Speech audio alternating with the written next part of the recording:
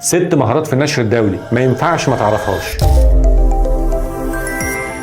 لو انت باحث ماجستير او دكتوراه او كنت دكتور في الجامعه وبتعمل ابحاث ونفسك انك تنشر دولي، ركز معايا في ال6 مهارات دول، والمهمه في نظري الاخيره. الاولى دراستك السابقه، مش من جوجل ولا جوجل سكولر، لازم تتعلم تطلعها من قواعد بيانات دوليه محترمه زي سكوبس او ويب اوف ساينس، لان دراستك السابقه لازم تبقى ابحاث دوليه هي كمان، وبالتالي قائمه مصادرك هتبقى ايه؟ صح، دوليه. الثانيه مش كفايه تجمع دراساتك السابقه دوليه، لازم تحللها وتربطها مع بعض. موقع زي الليت مابس AI هيسهل عليك ده، لانك لازم تكتشف فجوه بحثيه وتشوف المنهجيه اللي هتبني عليها شغلك. الثالثه المراجع، دي حكايه لوحدها، لازم تعرف تستخدم ريفرنس مانجمنت سوفت وير زي مثلا النوت، مندلي، زيتيرو، وما تنساش تدخل الاي اي في الموضوع ده. الرابعه اختيارك للجورنال مش عشوائي، وردك على المراجعين لازم يبقى دبلوماسي، مش داخل خناقه حضرتك. الرد محتاج توازن وايه؟ دبلوماسيه. انك تعرف تنشر فين سهله، مواقع زي ساينتفك جورنال رانك SGR او ماستر جورنال ليست هتخليك تعرف تختار المجلات الدوليه. الخامسه انك تبني لنفسك اونلاين ديجيتال ايدنتيتي تظهر فيها كباحث مش مجرد اسم. محتاج تخلق وتهتم بالسيلف براندنج، يعني السي في بتاعتك تبقى على لينكدين، رقمك القومي كباحث يبقى محتاج اوركيد نمبر، تنضم الكوميونتي يبقى تروح ريسيرش جيت، عايز تقيس شغلك وتعرف تاثيرك يبقى جوجل سكولر، سكوبس، ويب اوف ساينس. وكل ده علشان لما الناس تدور عليك على الانترنت تلاقيك كايه؟ ايوه، كباحث. السادسه والاخير الاي اي، وانك تتعلم البرومبت انجينيرنج. مش كفايه تسال الاي اي، المهم تساله ازاي. انت اللي بتتحكم في الاي اي مش العكس. اتعلم تبني البرومبت صح علشان تطلع نتيجه تفيدك مش تبهدلك. الخلاصه، المهارات دي لو ما اتعلمتهاش هتفضل دايما تحس ان النشر الدولي مستحيل. اتعلمها صح وابني لنفسك ريسيرش بروفايل عالمي. هسيب لك المواقع في الكابشن، وكمان هسيب لك موقع صفحتنا على السوشيال ميديا. تابعنا علشان بنقدم ورش مجانيه في الكلام ده كله. الورش دي هتخلي تفكيرك مختلف وهتساعدك تبتدي صح. انا مصطفى بالسعود، ودي كانت في 60 ثانيه.